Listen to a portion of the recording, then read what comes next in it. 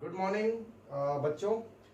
Last video lecture के अंदर जो साइंस का लास्ट वीडियो लेक्चर मैंने बनाया था, लेक्चर नंबर 2, उसके अंदर मैंने आपको ये समझाया था कि वैलेंसी क्या होती है और वैलेंसी का यूज जो है वो कोई भी केमिकल फॉर्मूला बनाने के लिए कैसे किया जाता है। जैसे आपको याद होगा मैंने बताया था हाइड्रोजन सल्फेट, तो मैंने हाइड्रोजन सल्फेट बनाने के लिए क्या किया था, मैं एक बार वापस समझा देता हूं। अगर मुझे हाइड्रोजन सल्फेट का फॉर्मूला बनाना है तो मैं यहां हाइड्रोजन लिखूंगा। सल्फेट के लिए आप याद करिए SO4 लिया था, इसकी वैलेंसी 1 होती है और इसकी वैलेंसी मैंने बताई थी 2 होती है। इसके नीचे ये आएगा और इसके नीचे ये आएगा और यहां पर ये बनेगा H2SO4। तो इस तरीके से मैंने आपको लास्ट वीडियो लेक्चर के अंदर कुछ केमिकल फॉर्मूले कैसे बनाए जाते हैं उनके बारे में मैंने आपको डिटेल में समझाया था। अब अपन उसी सीरीज को आगे बढ़ाते हैं और साइंस के अंदर जो इंपॉर्टेंट चीज है, जो आपको हायर क्लासेस के अंदर साइंस पढ़ने के लिए, केमिस्ट्री पढ़ने के लिए, फिजिक्स पढ़ने के लिए जो चीजें जरूरी हैं उनके वीडियो लेक्चर्स में बना रहा हूं यहाँ पे। और आज मैं तीसरा वीडियो लेक्चर में लिख देता हूं लेक्चर नंबर 3। लेक्चर नंबर 3 की तरफ हम आगे बढ़ रहे हैं। नोट्स आप लोग बना ही रहे हैं और इन चीजों के नोट्स आप बनाते जाएं, आपके लिए आगे बहुत काम आने वाली हैं ये चीजें। ठीक है, तो अब अपन बात करते हैं एक नई चीज के बारे में जिसको मैं बोलता हूं लुईस स्ट्रक्चर।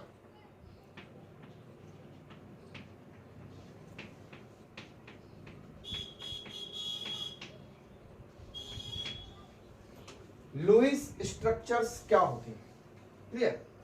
तो देखिए लुईस स्ट्रक्चर जो उसका नाम है वो कैसे पड़ा, इसका नाम लुईस स्ट्रक्चर। एक्चुअल में एक साइंटिस्ट है जिनका नाम लुईस है।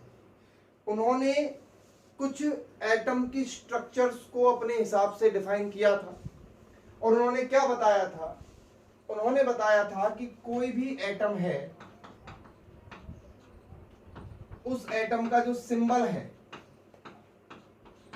अब एटम के सिंबल आप जानते ही हैं, ये मैंने आपको हाइड्रोजन, हीलियम, लिथियम, बेरिलियम इनके साथ लास्ट में जो फर्स्ट लेक्चर में मैंने आपको सिखाया था, तो मैंने आपको 1 से लेके 30 तक जो है हर एक एटम का सिंबल, उसका एटॉमिक नंबर, उसका इलेक्ट्रॉनिक नंबर, ये सारी चीजें मैंने आपको बताई थी। अगर किसी बच्चे को नहीं पता है तो वो उस वीडियो लेक्चर में जाकर सबसे पहले सिंबल याद करे, तब जाके इस वीडियो लेक्चर को आगे बढ़ाए। ठीक है, तो एटम के जितने भी सिंबल हैं वो सारे सिंबल जो हैं उनके ऊपर, जैसे कि मैं एग्जांपल ले लेता हूं सोडियम का।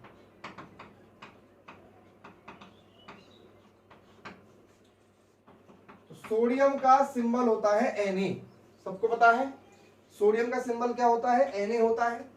अब अपन क्या करेंगे, ये सोडियम का जो सिंबल है, इस सोडियम के सिंबल के ऊपर यहां पर अपन डॉट बनाएंगे। क्या बनाएंगे? डॉट, या फिर बनाए जाते हैं क्रॉस। डॉट बनाया जाता है कुछ इस तरीके से और क्रॉस बनाया जाता है कुछ छोटा सा इस तरीके से। आपको इतना बड़ा नहीं बनाना है क्रॉस, बहुत छोटा सा डॉट या छोटा सा क्रॉस बनाना है।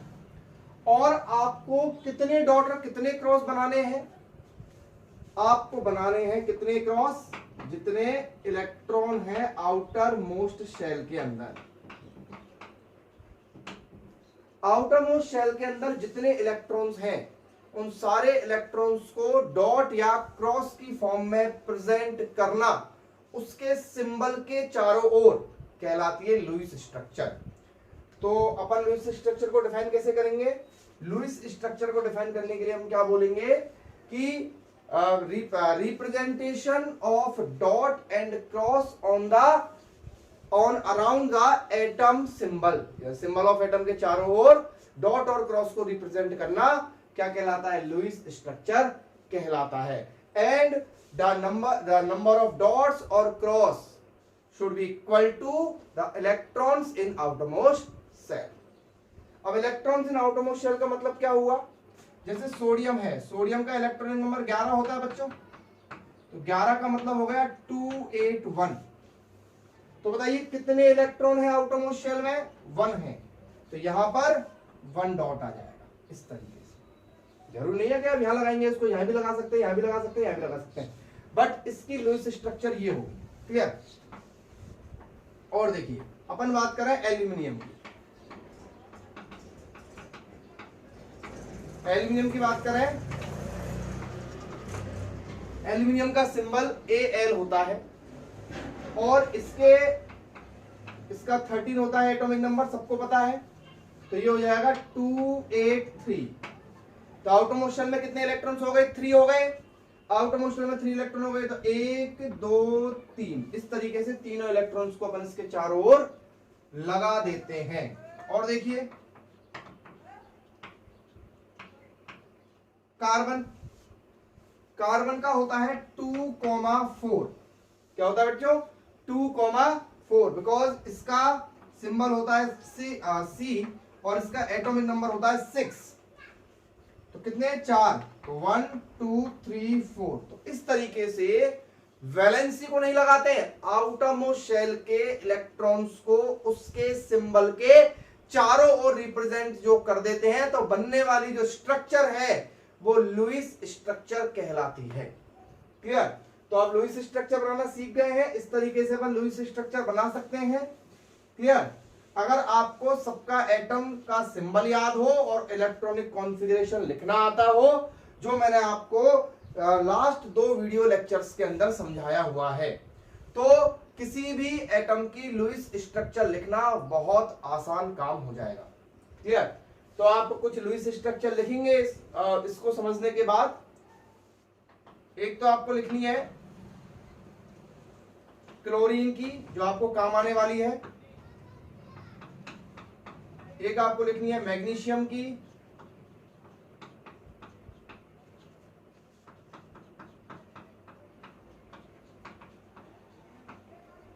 आर्गन, ऑक्सीजन,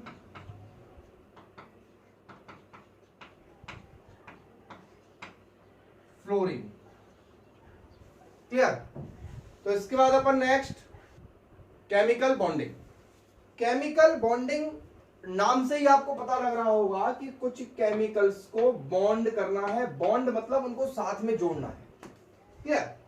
तो आप एक बात ये समझिए, सीधी सी बात ये समझिए कि आपने क्या कभी इस बात पे विचार किया है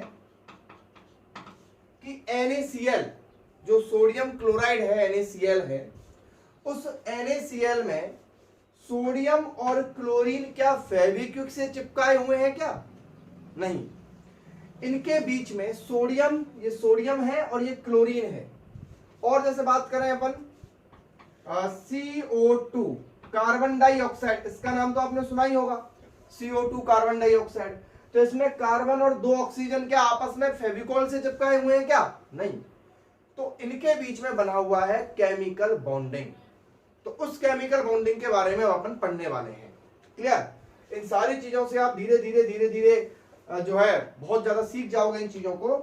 तो केमिकल बॉन्डिंग का जो डेफिनेशन है केमिकल बॉन्डिंग की, वो क्या हो जाएगी? केमिकल बॉन्डिंग की डेफिनेशन यानी कि the bonding between 2 atoms, molecules और elements are called chemical bonding.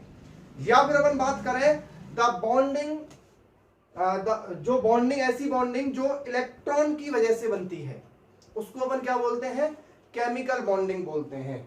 The bonding which is produced by electrons, the bonding which is produced by the electrons of atoms are called chemical bonding.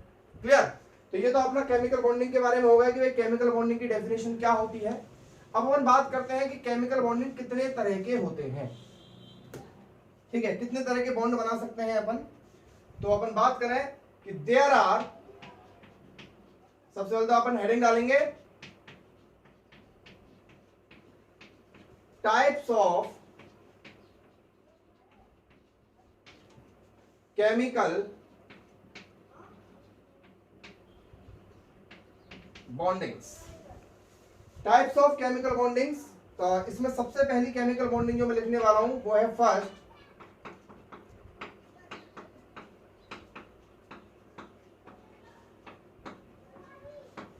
Ionic bonding.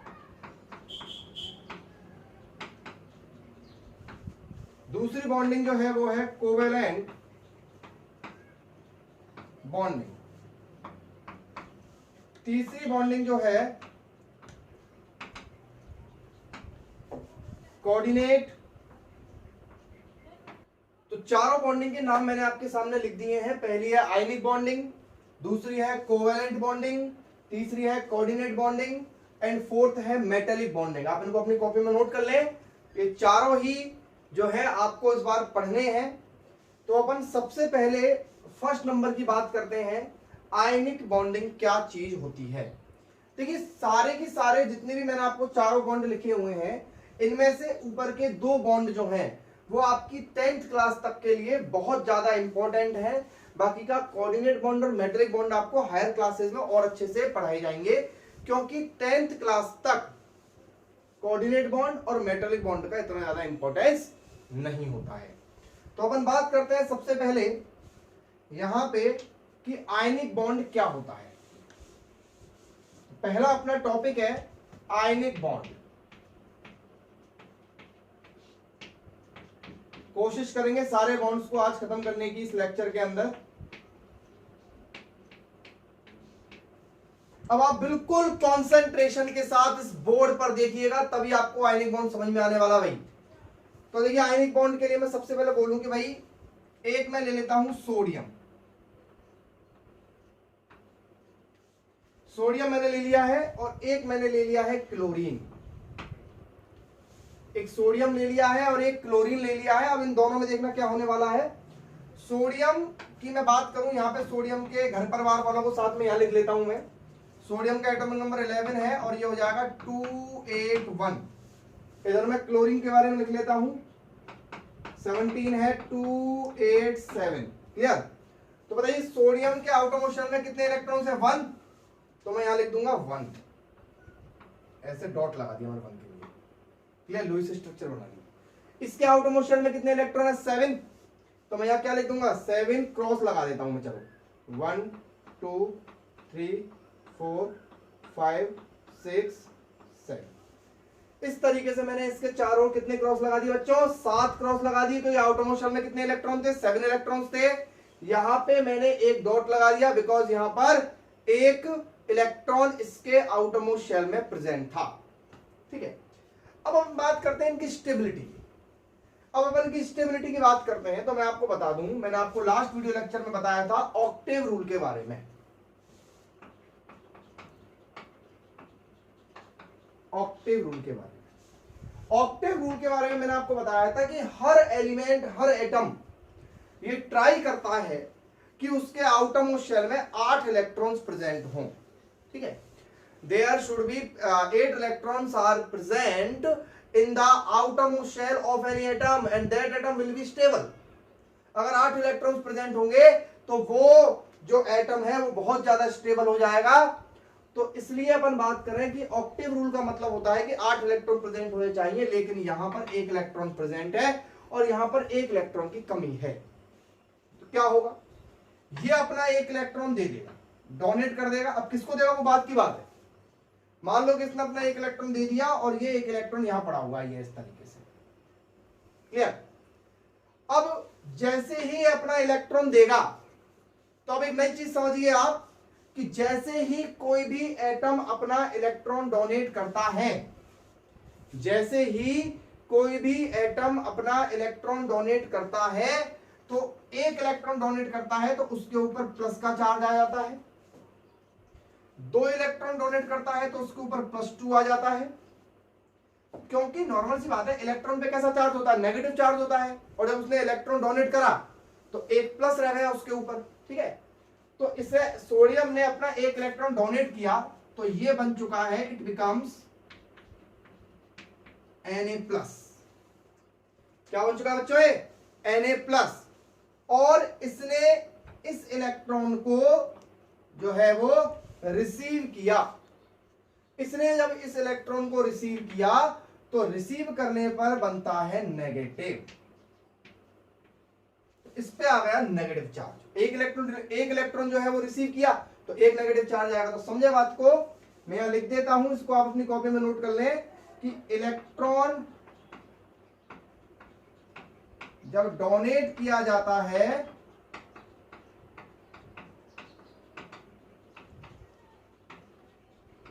तो positive charge आता है, clear, और electron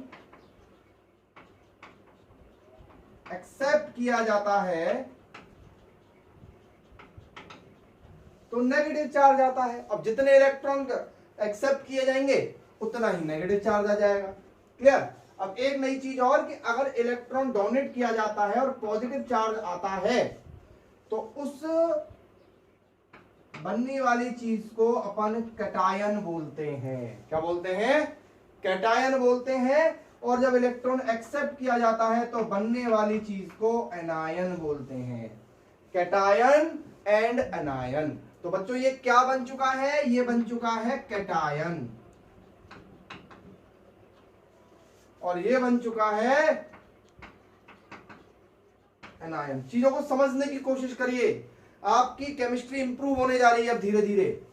sodium था, sodium के पास एक electron था, उसने electron release किया तो पॉजिटिव चार्ज आया, पॉजिटिव चार्ज आया तो वो बन चुका है कैटायन। क्लोरीन ने एक इलेक्ट्रॉन एक्सेप्ट किया क्योंकि एक इलेक्ट्रॉन सोडियम रिलीज कर चुका था, वो उसके कोई काम का नहीं था, पर क्लोरीन के बहुत काम का था तो उसने एक्सेप्ट किया, उस पर नेगेटिव चार्ज आ गया और वो बन गया एनायन। तो ये बन चुका है पॉजिटिव, ये बन चुका है नेगेटिव, ये बन चुका है पॉजिटिव और ये बन चुका है नेगेटिव। तो क्या होगा? दोनों में अट्रैक्शन होगा, दोनों में एक फोर्स लगेगा, पॉजिटिव और नेगेटिव आपस में जुड़ जाएंगे और जुड़ने पर बनेगा NaCl।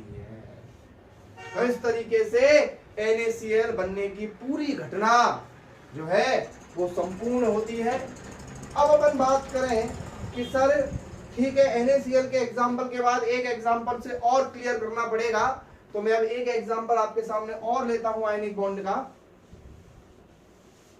देखिएगा, अपन एग्जाम्पल ले लेते हैं मैग्नीशियम का और क्लोरीन का, ठीक है। और भी लूंगा, मैं 2-4 एग्जांपल लेता रहूंगा। मैग्नीशियम का और क्लोरीन का एक एग्जांपल मैं यहां पर ले लेता हूं। तो देखिए मैग्नीशियम और क्लोरीन में क्या होगा। मैग्नीशियम की बात करें तो मैग्नीशियम के आउटरमोस्ट शेल के अंदर इसका एटॉमिक नंबर 12 होता है, तो ये होता है 282। और क्लोरीन के अंदर का तो आपको पता ही है 17 है, तो 287 होगा, ठीक है। तो मैग्नीशियम का अपन क्या बनाते हैं? अपन मैग्नीशियम की लुईस स्ट्रक्चर बनाते हैं। आउटर मोस्ट शेल में कितने इलेक्ट्रॉन्स प्रेजेंट है? 2 इलेक्ट्रॉन्स प्रेजेंट है। तो यहां पर 2 डॉट में लगा देता हूं। यहां पर क्लोरीन है कितने? 1 2 3 4 5 6 और 7 क्रॉस में यहां पर लगा देता हूं। अब बड़ी दुविधा की स्थिति यहां पर बन चुकी है। कैसे? देखिए यहां पर आप देखिए कि जो मैग्नीशियम है उसके आउटरमोस्ट शेल में 2 इलेक्ट्रॉन है और ये दोनों इलेक्ट्रॉन्स को डोनेट करेगा, कंफर्म करेगा, क्योंकि ऑक्टेव रूल के अकॉर्डिंग इसको दोनों इलेक्ट्रॉन डोनेट करने पड़ेंगे अगर अपने आप को ये स्टेबल बनाना चाहता है। तो जब ये दोनों इलेक्ट्रॉन्स को डोनेट करेगा तो ये बन जाएगा Mg। कितने इलेक्ट्रॉन डोनेट करे? 2 + 2 बन गया कैटायन Mg+2। मैंने बोला 2 इलेक्ट्रॉन डोनेट करे तो 2 इलेक्ट्रॉन क्या करेगा? 2 पॉजिटिव चार्ज बन जाएंगे इसके ऊपर।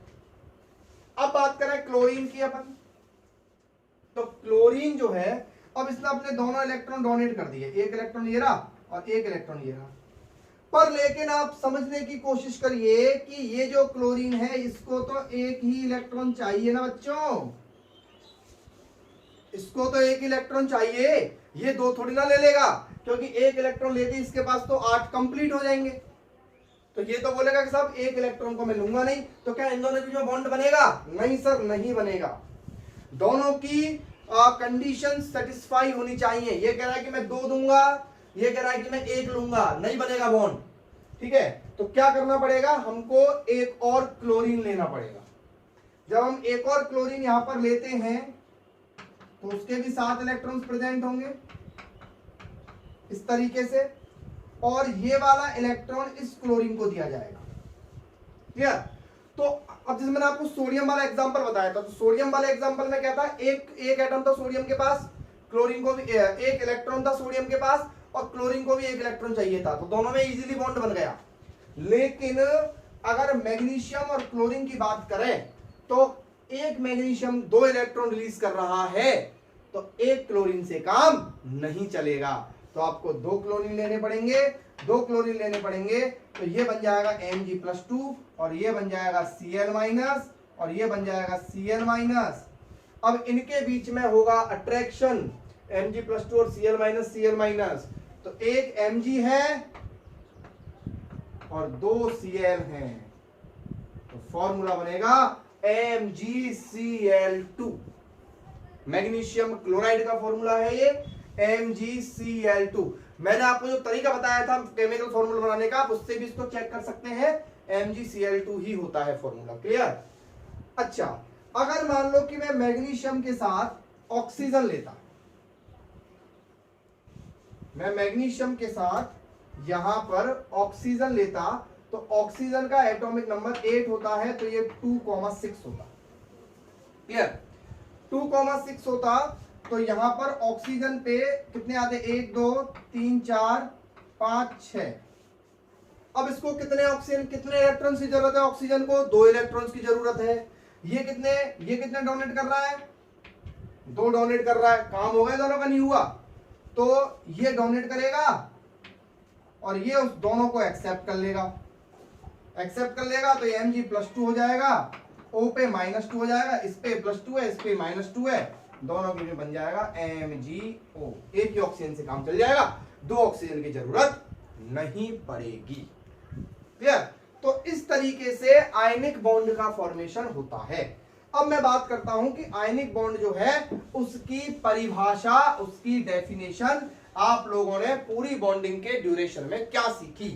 तो मैं देखना क्या डेफिनेशन लिख रहा हूं आयनिक बॉन्ड की। The bond is formed by transfer of electrons. Is it clear? यानी कि ऐसा बॉन्ड जो इलेक्ट्रॉन्स के ट्रांसफर से बनता है, transfer of electrons are called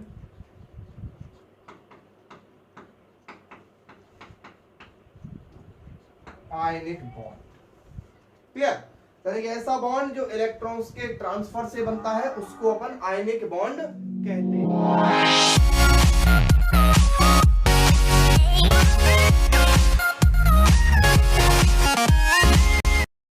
तो ये था आयनिक बॉन्ड के बारे में कि आयनिक बॉन्ड जो है वो इलेक्ट्रॉन्स के ट्रांसफर से बनता है। ठीक है, चलिए अब अपना नेक्स्ट टॉपिक है कि आयनिक बॉन्ड जो है इससे बनने वाले जो कंपाउंड्स हैं, जो आपने देखे कि आयनिक बॉन्ड से जो चीजें बनी, जैसे NaCl जो है ये आयनिक बॉन्ड से बना है। ठीक है, अब ये अपन ने देखा MgO है, ये आयनिक बॉन्ड से बना है। ठीक है, आपको इनको बनाना भी है, मैं लिख देता हूं, इन सारी चीजों के बॉन्ड आपको बनाने हैं। क्लियर? NaCl, MgO, AlCl3 और आपके अपन ले लेते हैं Na2O। ये 4 बॉन्ड आपको कंप्लीटली बनाकर देखने हैं कि भाई किस तरीके से जो है इनका आयनिक फॉर्मेशन होता है। ठीक है, अब अपन बात करते हैं कि जो आयनिक बॉन्ड है, ये जो आयनिक बॉन्ड बना था इसकी एक क्वालिटी होती है, और वो क्या क्वालिटी होती है देखिए। आयनिक बॉन्ड में क्या होता है, एक एटम होता है वो इलेक्ट्रॉन देने वाला होता है और एक एटम जो होता है वो इलेक्ट्रॉन लेने वाला होता है। नॉर्मल सी बात है, एक इलेक्ट्रॉन देने वाला एटम होता है और एक इलेक्ट्रॉन लेने वाला एटम होता है ना। अब जो इलेक्ट्रॉन देने वाला एटम होता है वो आगे की तरफ आता है, जैसे NaCl है तो NaCl में Na आगे आएगा क्योंकि इलेक्ट्रॉन देने वाला एटम है। और जो एटम इलेक्ट्रॉन देने वाला होता है, क्लियरली दिमाग में बिठाएं इस चीज को कि जो इलेक्ट्रॉन देने वाला एटम होता है उसको अपन मेटल कहते हैं। अभी तक आप लोगों ने मेटल पढ़ा होगा, मेटल क्या होता है, जो शाइनी होता है, ये होता है, वो होता है, लेकिन मेटल की जो ओरिजिनल डेफिनेशन है वो ये है कि ऐसा एटम जो इलेक्ट्रॉन रिलीज करता है, इलेक्ट्रॉन दे देता है, उसको अपन क्या बोलते हैं, मेटल बोलते हैं, और ये जो है वो क्या कहलाता है, नॉन मेटल कहलाता है। क्लियर? तो सबसे इंपॉर्टेंट बात यहां पर ये हो गई कि जो ऐसा बॉन्ड जो मेटल और नॉन मेटल को जोड़ता है वो बॉन्ड भी क्या कहलाता है बेटा, आयनिक बॉन्ड कहलाता है। तो इस चीज को भी आप जो है क्लियरली नोट कर लें कि आयनिक बॉन्ड जो लास्ट में स्टार लगा के आप ये लिख लें कि आयनिक बॉन्ड जो होता है वो ऑलवेज मेटल और नॉन मेटल के बीच में ही बनता है। क्लियर? तो ये तो था आयनिक बॉन्ड के बारे में। अब आयनिक बॉन्ड से मिलकर जो कंपाउंड्स बनते हैं इनको अपन बोलते हैं आयनिक कंपाउंड्स।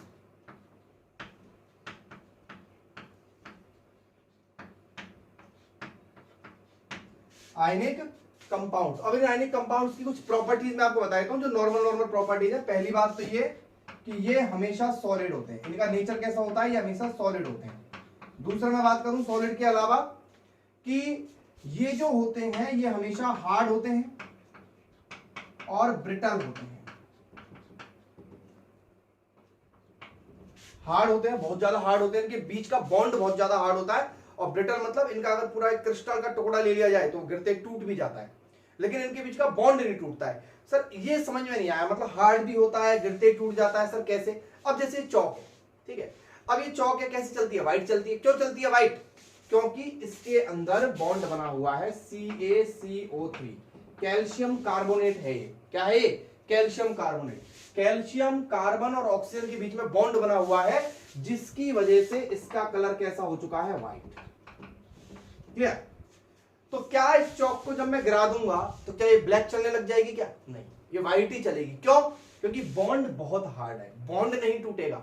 ये चौक टूट जाएगी तो क्रिस्टल टूट जाएगा, इसको क्रिस्टल क्रिस्टल टूट जाएगा, लेकिन इसका बॉन्ड नहीं टूटेगा। तो इसी तरीके से हार्ड होते हैं और ये ब्रिटल भी होते हैं।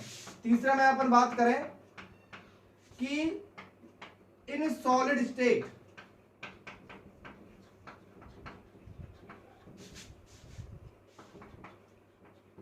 There is no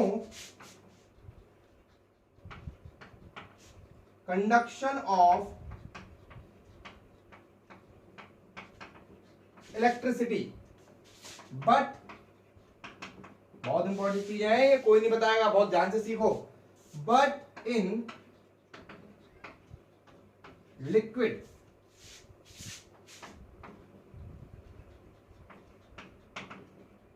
conduction of electricity. Solid state में जब कोई भी कंपाउंड होता है तो उसमें इलेक्ट्रिसिटी कंडक्ट नहीं होती है। देखो इलेक्ट्रिसिटी कंडक्ट होने के लिए सबसे इंपॉर्टेंट बात है कि उसके अंदर एक फ्री इलेक्ट्रॉन होना जरूरी है। लेकिन जब आयनिक बॉन्ड बना था तो क्या हुआ था? जो फ्री इलेक्ट्रॉन था, जो चार्ज था, वो चार्ज जो है उसने तो बॉन्ड बना लिया था। नॉर्मल सी बात है भाई, प्लस माइनस जो बने थे उन्होंने तो बॉन्ड बन चुका था। तो जब वो सॉलिड स्टेट में है तो कोई there is no free electron, there is no free electron, so it does not conduct electricity. But in liquid state, जब आप इसको लिक्विड स्टेट में ले जाओगे तो वो बॉन्ड टूट जाता है।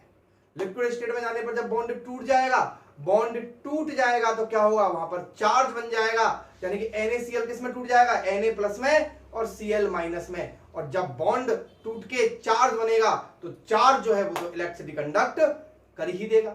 तो इसलिए तभी तो एक सॉलिड आप नमक लो, सॉल्ट लो, और उसमें आप बैटरी लगा के उसमें तार लगा के देखो तो उसमें इलेक्ट्रिसिटी कंडक्ट नहीं होती है। लेकिन आप नमक के पानी में इलेक्ट्रिसिटी कंडक्ट हो जाती है, क्योंकि जैसे ही आपने नमक को पानी में डाला और उसको घोला तो उसके बॉन्ड टूट गए और वह क्या बन गया? चार्ज बन गया। तो अगले लेक्चर तक आप इस चीज को अच्छे से समझिए। इसके बाद अपन अपना नेक्स्ट बॉन्ड पढ़ेंगे, कोवेलेंट बॉन्ड। Thank you.